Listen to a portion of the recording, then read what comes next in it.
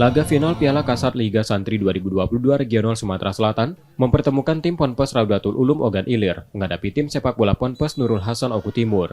Meski kekuatan merata, tim Ponpes Raudatul Ulum mampu menguasai pertandingan. Mereka mampu memenangi pertandingan dengan skor 2-0. Kemenangan ini membawa Ponpes Raudatul Ulum Ogan Ilir mewakili Sumatera Selatan di Piala Kasat Liga Santri 2022 tingkat nasional.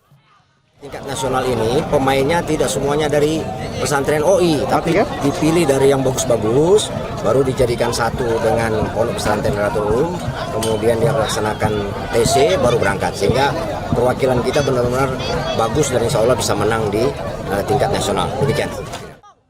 Kesebelasan dari Ogan Ilir mendapat dukungan dari Pemkab setempat.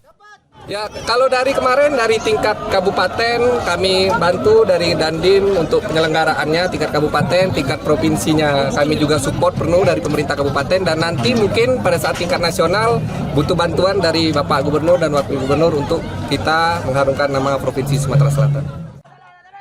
Liga Santri diharapkan lebih banyak lagi lahir bibit pesepak bola muda potensial dari Sumatera Selatan.